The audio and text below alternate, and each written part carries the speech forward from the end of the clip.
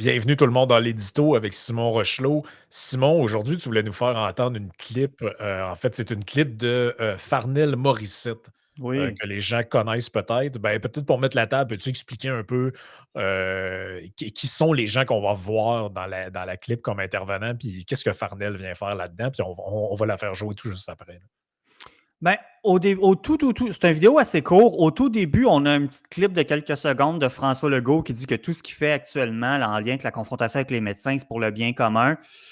Puis là, il dit. Puis là, après ça, tu as le docteur Joseph Dahin, qu'on voit de temps en temps intervenir dans les médias, qui apparaît avec le petit commentaire en dessous, commentaire de Farnell à venir. Fait que c'est le docteur Joseph Dahin qui dit ben, si François Legault il avait le courage, il avait autant de courage qu'il dit, il vous dirait qu'on n'a plus les moyens de faire de l'acharnement thérapeutique comme on fait en ce moment. Bon.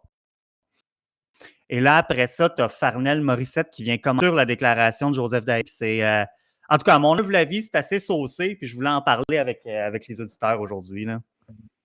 Parfait. Donc, je vais vous présenter ça. Ça va tous nous prendre du courage pour enfin améliorer l'accès aux soins de santé au Québec. S'il y avait vraiment du courage politique, il vous regarderait dans les yeux puis il vous dirait qu'on n'a plus les moyens de se payer l'acharnement thérapeutique, la non-pertinence, des tests puis des traitements super coûteux en fin de vie qui apportent rien à la qualité de vie. Une chose qu'on oublie souvent, c'est que la santé, c'est beaucoup aussi une question de culture. Puis la culture est formée par les choix, des fois difficiles, qu'on fait tous dans nos propres vies. Là, je veux pas vous dire quoi faire ou quoi penser, c'est pas ma place, surtout pour des questions du genre. Même si je me souhaite une longue vie en santé, ça se peut qu'un jour je sois atteint d'une maladie grave qui va à peu près assurément mener à ma mort. Là, soyons clairs, c'est pas une question d'âge, ça pourrait arriver n'importe quand. Si on me met face à la décision entre demander des traitements qui vont probablement juste ajouter quelques mois ou une année ou deux de souffrance à ma vie et qui en plus va probablement coûter beaucoup de ressources à notre système collectif, ou accepter que mon temps est venu et me laisser aller dans le plus grand confort possible, j'espère avoir la fortitude nécessaire pour accepter la deuxième option. Et si jamais c'est nécessaire, j'espère être entouré par des gens qui m'aiment assez pour avoir le courage de me dire que peut-être que les ressources que je demanderais seraient mieux utilisées ailleurs par d'autres personnes qui ont des meilleures chances. Évidemment, je pense qu'on ne devrait jamais imposer cette décision-là à qui que ce soit. Ça devrait être à chaque personne de décider selon son propre confort et sa conscience. Alors encore une fois, pour être absolument clair, je nous souhaite à tous la plus longue vie heureuse et en santé possible. Mais quand on parle de courage et de discussions difficiles qu'il faut avoir, c'est pas juste une question politique, c'est aussi une question personnelle et sociale. Ouf! C'est saucé en esti, hein? Ouais. Moi, ça va flabbergaster, cette vidéo-là. Écoute, je savais pas trop par où commencer. Je pense qu'on va y aller dans l'ordre, parce qu'il y a trois intervenants. Au départ, bon, tu as Ouais. François Legault avec sa cassette là, qui dit « Ça prend du courage de faire ce que je fais pour donner un meilleur accès au système de santé aux Québécois. » Bon, whatever. Bon, le commentaire de Legault, je pense que j'avais rien à ajouter dessus. Maintenant, on avait le docteur Dahin qui disait ben, si François Legault avait du courage, il vous dirait qu'on n'a plus les moyens actuellement de faire autant d'acharnement thérapeutique en fin de vie, les traitements qu'on fait qui sont super coûteux, qui n'apportent pas de qualité de vie supplémentaire aux patients à la fin de leur jour.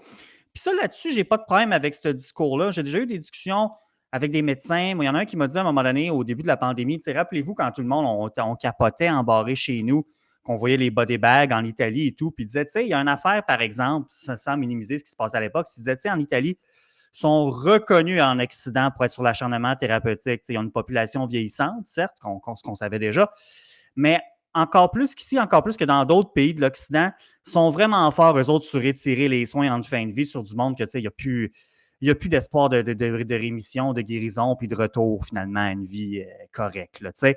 Fait que c'est sûr que, tu sais, si tu as des gens super, super malades comme ça, il y a un virus comme la COVID qui arrive, tu te dis, ouais, ça se peut que ça ait fait encore plus de ravages que ce qu'on a vu ici, tu sais. Fait que dans cette perspective-là, je me dis, ben oui, je pense qu'effectivement, c'est tout à fait correct d'avoir une réflexion ou un débat sur l'acharnement thérapeutique, puis de dire, ouais, ben, des fois, est-ce qu'on n'en fait pas trop, finalement, pour quelque chose, c'est qu'il n'y aura pas de retour sur l'argent qu'on met là-dessus? C'est ça, je pense que ce bout-là, c'est correct. Ouais, vas-y, Frank. Ben, en même temps, je suis en train de lire la définition. Je me dis, on va aller sur la définition. L'acharnement thérapeutique, maintenant appelé obstination déraisonnable, est la pratique de soins utiles, de soins médicaux utiles, inutiles, disproportionnés ou dont le seul effet est de prolonger artificiellement la vie. Cette pratique concerne les traitements qui n'améliorent pas la santé ou ne soulagent pas les souffrances, mais qui repoussent une fin de vie devenue inévitable.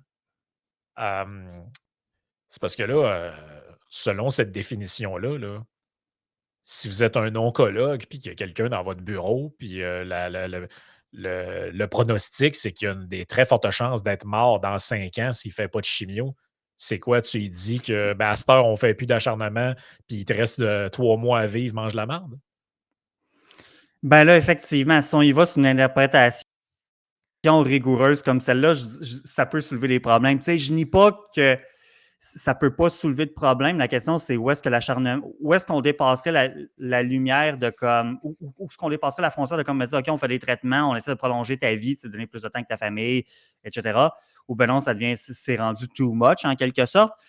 Mais tu sais, quand tu jases avec des médecins, là, de façon générale, là, puis je ne prétends pas être un expert sur la question, je me dis, OK, ça, je pense que il y a quelque chose qui peut relever du sens commun là-dedans. C'est pour ça que je tenais à prendre l'exemple de l'Italie, parce que ça, c'est un exemple, semble-t-il, qui est quand même assez reconnu dans la communauté médicale. Tu sais, on sait, les petits villages en Italie, il y a genre 100 personnes, moyenne d'âge 95 ans. Là. Ouais. Ben là, c'est sûr que tu dis, ce monde-là tombe tous malades, ils ont pogné la COVID en 2020. Tu te dis, bon, jusqu'à quel point que tes pompes de pilules puis de médicaments. Tu sais, là-dessus, ça, je peux le Mais comprendre. justement, on sort d'une période où on nous a enfermés sacrément pour sauver des arrière-grands-parents dans des CHSLD qui leur restait 3 mois à vivre en disant là, il faut que vos enfants aient à l'école avec des masques d'en face, il faut que vous vous fassiez vacciner, ça prend le passeport. Puis tout pourquoi? Pour sauver des vies de gens qui sont arrivés au bout de la vie. Et là, on me dit, 3-4 ans plus tard, que pour le bien commun, ben, il va falloir commencer un peu à laisser mourir le monde plus de bonheur parce que là, ça aspire les ressources du système. Puis le système, là, il est dur à financer. Moi, je comprends plus c'est quoi notre set de moralité. Là. On était prêt à crisser le pays en faillite pour sauver des vies. Puis là, on me dit que pour sauver le système, il faut maintenant laisser partir les gens plus de bonheur. Puis Farnell Morissette qui arrive à la fin, je ne veux pas empiéter sur ce que tu allais dire, là, mais qui arrive à la fin en nous disant ben moi, en tout cas, si jamais je suis malade, ben, je vais dire fuck le traitement, puis je vais avoir la décence. En fait, je vais avoir la décence d'économiser de l'argent puis des ressources aussi. Il n'y a personne qui pense de même dans la vie. Il n'y a pas personne qui est sur un lit d'hôpital et qui est comme ouais, ben, si je pense au déficit cette année, on va dire au médecin tantôt de me donner l'aide médicale à mourir. Comme ça, au moins, je vais sauver de l'argent au système. Puis, voyons donc. Voyons donc. Mais hey, mais c'est complètement malade là, ce qu'on vient d'entendre. Puis d'autant plus qu'on en a parlé la semaine passée abondamment. Chris, il vient de sortir un rapport de l'Institut Fraser qui confirme une chose. Le Canada, si on fait la moyenne des provinces, est l'un des pays qui met le plus d'argent en santé et qui a les pires résultats. Fait que je pense que le problème, c'est pas l'argent. C'est pas l'argent, là. C'est comment le système est géré, c'est les incitatifs, c'est la centralisation bureaucratique. Hey, moi, il me semble que dans ce système-là, avant d'être rendu au stade de dire d'inciter le monde à se laisser crever pour sauver de l'argent, là, je pense qu'il y a bien des réformes qu'on pourrait faire. Là.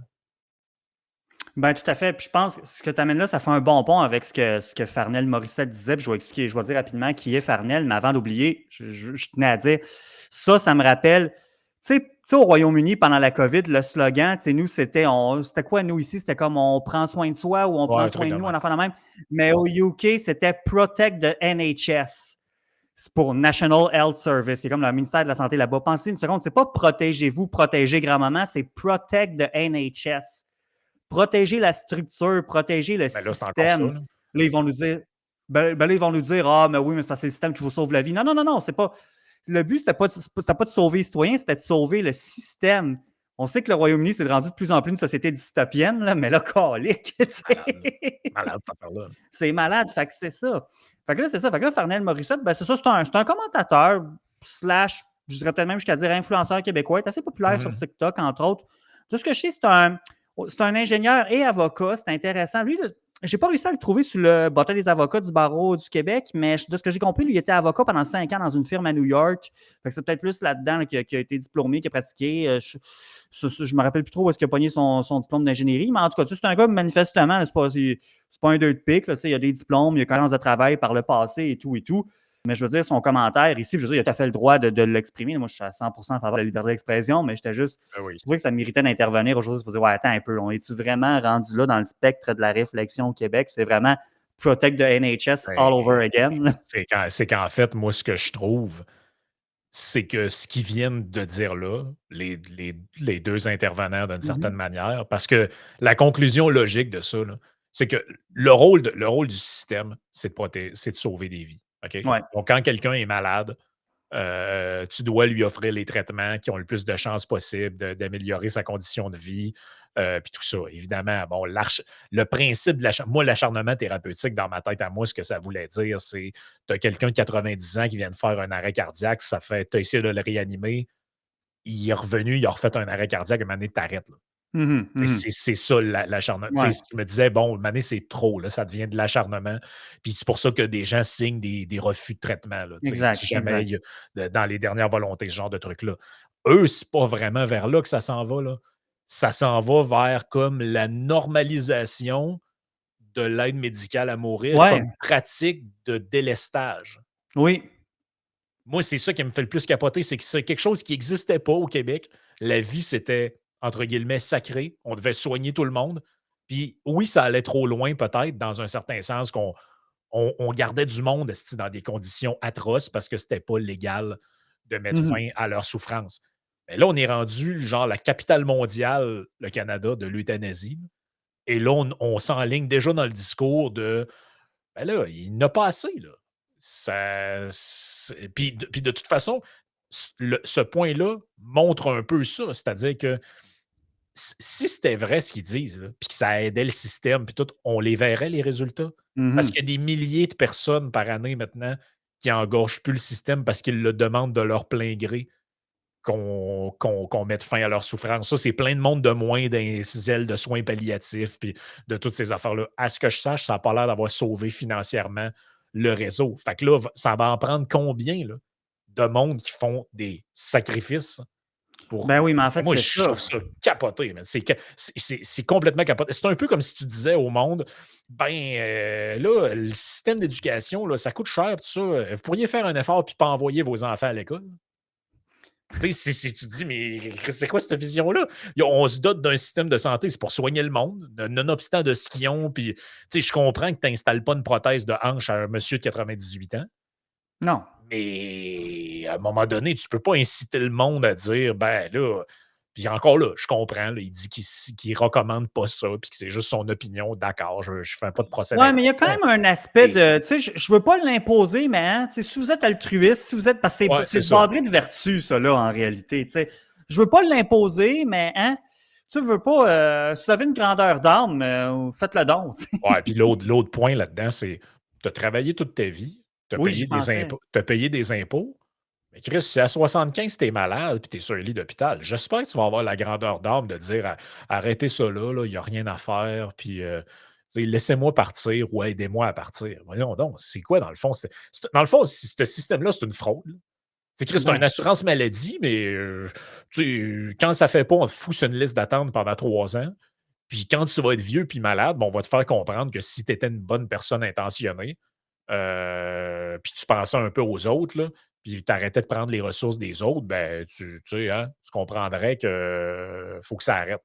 Voyons non, Non, non, mais c'est pour ça que je trouve que les parallèles avec la pandémie sont tellement forts ici. Puis comme dans la pandémie, tu sais, quand tu disais il y a quelques instants qu'il me semble qu'on les verrait, si c'était efficace, l'aide médicale à mourir comme délestage, parce que je pense, vous n'avez pas dans un Yann F1 qu'à un moment donné, c'est quasiment rendu un décès sur 10 au Québec là, qui est de l'aide médicale à mourir. C'est quand même vraiment élevé. Là. Évidemment, je ne veux pas juger les choix individuels, mais sauf qu'effectivement, on a tellement ici que tu dis on devrait avoir un impact positif sur justement les salles d'attente, les corridors d'hôpitaux, les finances du système de santé. Or, comme tu l'as bien dit, c'est pas le cas, mais tu sais très bien ce qu'ils vont nous dire. C'est qu'un peu comme dans la pandémie, ils nous diraient ouais, mais ce serait encore pire si on faisait pas ça. Comme ce serait encore pire si on n'avait pas fait des mesures, ce serait encore pire si on faisait pas ci, si on faisait pas ça. Fait que c'est du même niveau. Mais à un moment donné, tu te dis, mais c'est parce que c'est tellement, mais tellement absurde.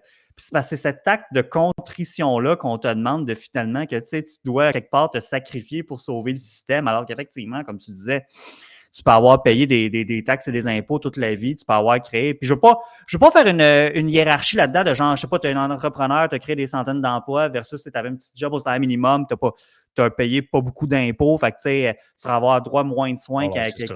qu'un grand financier, ça n'a pas rapport. Mais le fait est que tu sais, tu as contribué à ce système-là toute ta vie, puis finalement, finalement, pourquoi? Tu sais, ben là, ils vont nous dire, ah, ben, encore comme dans la pandémie, il faut faire montre de résilience, il faut accepter son sort. Ouais, mais c'est parce que faut pas confondre résilience et résignation, tu sais. Ben, tu sais, puis il y en a, là. Tu sais, il y en a des fois des gens, ils font des infarctus puis ils reviennent, ou des gens qui ont des cancers, même plus âgés, puis ils reviennent. Même des gens, tu parlais de l'exemple de la hanche d'un monsieur de 98 ans. Moi, j'ai quelqu'un dans la famille de ma conjointe, c'est un monsieur assez âgé, mais il travaille encore justement dans le réseau de la santé. Puis il y a eu une opération récemment, je ne me rappelle plus si c'était la hanche ou la genou, là, mais au genou, mais il est dans 80 quelques années. Mais bon, le gars, il l'a eu, il travaille encore, puis tout, puis bingo, là, tu sais. Fait que c'est pour ça que je trouve que ça ouvre la porte.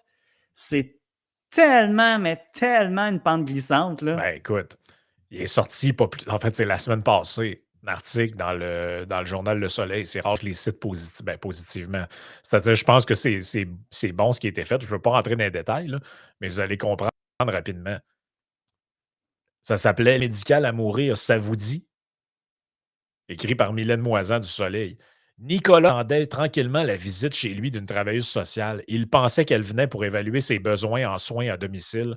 Elle est arrivée et très tôt dans la conversation, j'ai senti qu'elle s'en allait vers l'aide médicale à mourir.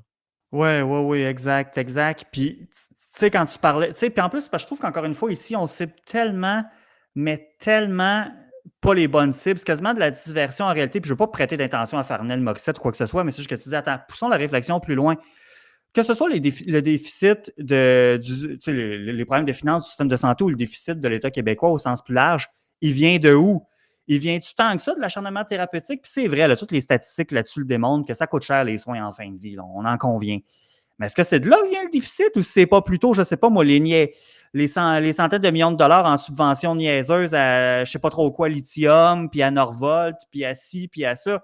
Parce que c'est ça, un peu comme tu le disais en début de podcast, tu dis, ben c'est ça, c'est qu'on t'invite en quelque sorte à te sacrifier pour le système. Tu sais, tu disais, il n'y a personne sur son lit d'hôpital qui dit, ah ouais, hein, le déficit en santé, le déficit du budget Québec. Je devrais me laisser aller dans le fond. Ben, personne, effectivement, pense comme ça, mais même si on faisait cet exercice-là, comme je vous invite à le faire quelques instants, tu dis, ouais, mais il vient d'où le déficit québécois? Il vient-tu tant que ça du fait que grand-papa ne veut pas mourir ou il vient justement de l'argent employé à mauvais escient, en subvention, en ci, puis en ça?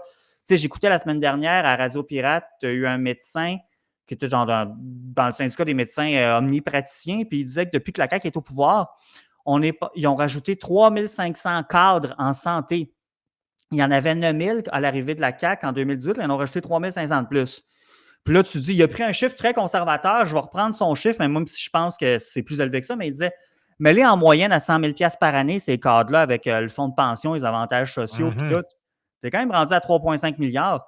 Honnêtement, c'est plus que ça, le 3500 cadres, c'est plus que 3,5 milliards par année que ça coûte. Là. Mais gardons-les de même. Tu sais, déjà, ça, c'est quand même une partie non négligeable du déficit, là, tu sais, là. Ou du coût de fonctionnement du système de santé. Là. Du coup, le fonctionnement du système, mais je veux dire, c'est parce Fait qu'à que un toi, moment. Fait que toi, tu mettons, excuse-moi de t'interrompre, me dis, parce que mettons que toi, tu te sacrifies puis embauches des cadres de plus la semaine d'après, ça a donné quoi, tu sais? Ben, c'est parce que le système, comment je pourrais dire ça? Le gouvernement tient un double discours là-dessus, où les gens qui parlent au nom de l'État tiennent un double discours. C'est-à-dire que d'un côté, on nous dit les médecins ne travaillent pas assez et le monde dans la santé ne travaille pas assez. Il faut qu'ils voient plus de patients, il faut qu'ils fassent faire plus de tests, tout ça. Puis de l'autre bord, ben, on met la pression pour être un peu, là, ça sert à rien cette affaire-là, faites-en pas, puis ça coûte ben trop d'argent. Chris, quand tu es rendu à rationner les actes médicaux au nom que ça coûte trop cher, fais-moi pas à croire que ton objectif, c'est que les gens soient plus soignés. C'est que ton objectif, c'est que le monde n'y aille pas à l'hôpital, OK? Ben, c'est ça. Je veux dire, c'est carrément délirant, là. Non, en effet. Puis c'est ça, je trouve que, tu sais, il a le droit, comme je disais, Farnell Morissette a le droit d'exprimer son opinion sur la place publique, je n'ai aucun problème avec ça, mais je trouve que je souhaiterais pas que ce soit une traque qui soit reprise là, de plus en plus dans le discours J'ai des public. données qui peuvent peut-être être intéressantes. Ouais. Il y a un rapport de l'INSPQ sur les Mhm. soins palliatifs de fin de vie, les coûts des actes médicaux couverts par la RAMQ pour les adultes admissibles aux soins palliatifs et dans les 3 derniers mois de vie. OK? Ce qu'on a là-dedans, ça date d'il y a longtemps, par contre, OK? Mais bon, c'est genre milieu des années 2000. OK. Mais ce qu'on voyait là-dedans, c'est ça coûtait 23, on estimait que ça coûtait 23 millions par année pour des des trucs qui étaient faits dans le cadre de des cancers en phase terminale qui étaient en progression claire et qui avaient probablement aucune chance de réussite. Mhm. Mais OK, mettons que ça a fait x4 depuis ce temps-là, puis c'est plus 23 millions, c'est 100 millions. Mhm. Est-ce qu'au Québec, on est rendu à gratter fonds de tiroir pour économiser 100 millions, puis on suggère de laisser le monde crever sans leur proposer de traitement? Si on est rendu là, fermer la lumière, là. Ben, c'est un Tu sais, peu je veux ça. dire, ça n'a pas de crise de bon sens, là. Tu sais, Ben, en effet, je veux dire, c'est 62 milliards par année, la santé, maintenant, au Québec, que ça coûte, je crois. Bon, je veux dire, c'est sûr qu'il faut commencer en quelque part, mais c'est drôle, je ne commencerai pas par là, moi. Là. Tu sais, c'est sûr que puis là, j'ai d'autres articles qui sortent. Là. Tu vois, il y a un article qui a été fait par des universitaires qui étudient un cas spécifique de l'Ontario qui s'est passé il y a quelques années où 12 patients ont coûté à un hôpital pour à peu près 8 millions de soins qui étaient un peu futiles. OK. Ben, moi, mon feeling, c'est que c'est un peu du fond de tiroir, là, cette affaire-là. Là. Ben oui, ben oui, ben oui, ben oui, ben oui. J'ai pas l'impression que c'est un game changer. Là. Non, non, non, non, ben non, ben non, ben non, ben non. J'ai crissement pas l'impression que c'est un game changer. Tu sais, je comprends, là. Puis comme tout le monde, je veux pas qu'on gaspille. Je veux pas que, tu sais, on fasse faire des tests qui servent absolument à rien. Mais moi, mon guess, là, c'est que dans le système. Il me semble que tout le monde connaît quelqu'un qui dit j'aurais eu besoin de tel test, puis je l'ai fait au privé parce qu'on voulait pas me le faire faire. J'ai pas mal plus l'impression qu'on ménage qu'on fait faire des trucs inutiles. Tu sais, Ben t'en non. connais-tu beaucoup, toi, du monde qui sont allés se faire passer un IRM pour aucune raison parce que le médecin il a décidé qu'il voulait faire ça? Tu sais, c'est bien plus des gens qui disent ouais, moi, ça fait des années que j'attends pour avoir un scan de telle affaire ou pour avoir tel type de test. Puis, tu sais, moi, honnêtement, là, de la facturation d'actes médicaux inutiles au Québec, je peux me tromper, là. Mais mon expérience, puis ce que je vois des données à brûle pour point, là, puis encore là, je ne suis pas un expert, mais de ce que je peux constater, j'ai pas l'impression qu'on est à une place où il y a une épidémie de tests puis de patentes inutiles qui sont faites faire. Peut-être dans des traitements de fin de vie, mais je veux dire, à un moment donné, Chris, on doit un minimum de dignité au monde. Là. Ben, c'est ça. Moi, je voudrais pas être le médecin qui arrive dans la chambre puis qui dit au patient ben écoutez, on nous a demandé de faire attention. Fait que là, ben oui, il existerait théoriquement un traitement qui pourrait peut-être vous donner une coupe de mois de plus, mais là, il faut qu'on coupe quelque part, fait que vous ne l'aurez pas. Ben, c'est parce que tu Tabarnak, dis. Ben, c'est ça. C'est parce qu'encore une fois, je reviens là-dessus, mais tout ça pour ça, parce que tu dis, oui, tu as le patient lui-même qui a payé de l'impôt toute sa vie, mais tu as sa famille aussi, tu as ses proches aussi qui contribuent au système normalement, tu sais. Puis écoute, il faudrait voir, ça se peut peut-être qu'on parlerait à quelques gériatres, puis nous dirait, ben oui, dans certains cas, des fois, peut-être qu'on pousse un peu trop pour tel ou tel traitement, tu sais. OK, peut-être. C'est pour ça que je disais, c'est ce que de Joseph Dayen, il disait au début, je ne suis pas complètement fermé à ça, loin de là. Je trouve que Fernel Morissette pousse le bouchon trop loin, mais la partie de Joseph Dayen, je dis, OK, je pense qu'on peut en discuter. Peut-être pas d'accord avec tout, mais il y a une partie une partie qui peut faire du sens.